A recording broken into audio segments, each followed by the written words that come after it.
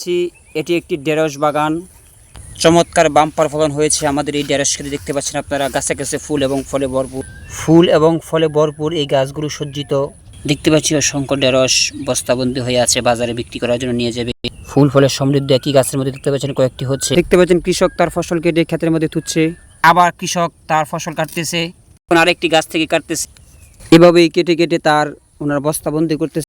ধান ক্ষেতের পাশেই রয়েছে এই বিশাল ঢেঁড়স ক্ষেত। দেখতে পাচ্ছি আমরা ঢেঁড়স গাছের সারি সারি গাছগুলি।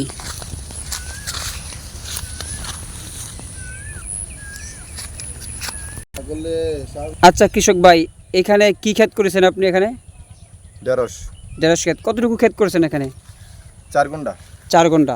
এখানে এবার ফলন কেমন হয়েছে, লাভ কেমন? আলহামদুলিল্লাহ খুবই ভালো ফলন হয়েছে।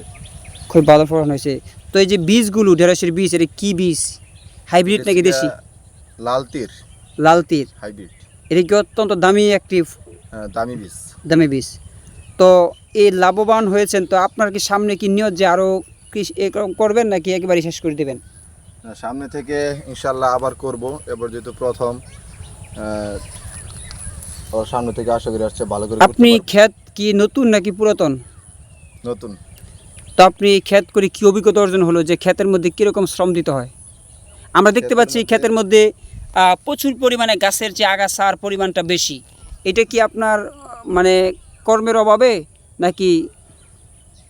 আসলে দ্বিতীয়ত প্রথম কথা হচ্ছে যে আমি আরেকটা চাকরি করি, শিক্ষকতা করি। পাশাপাশি এটা করেছেন? পাশাপাশি এটা করছি, যার কারণে সময় দেওয়াটা অনেকটা কষ্ট হয়ে যায়।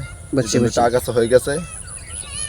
এখন যারা চাকরি করে, খেদমত করে, তাদেরকে আপনি উদ্দেশ্যে কি বলবেন, যে তারাও কি এই সমস্ত পাশাপাশি খেত করতে চায় নাকি করলে ভালো হয়? হ্যাঁ, খেদমতের পাশাপাশি চাকরির পাশাপাশি অনেক সুযোগ রয়েছে।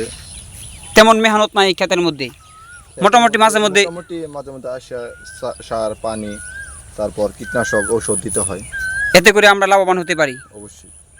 আপনারা শুনতে পাচ্ছিলেন যে একজন সবল কৃষকের ওনার মনের আকুতি, যে আমরা যারা চাকরি করি, খেদমত করি, খেদমতের পাশাপাশি আমরা এরকম যার বাড়ির আঙ্গিনায় বা এরকম ছোটোখাটো ক্ষেত আছে, আমরা এইভাবে বিভিন্ন কৃষি পণ্য চাষ করলে আমরা স্বাবলম্বী হব, বাজার থেকে কিনে আনতে হবে না।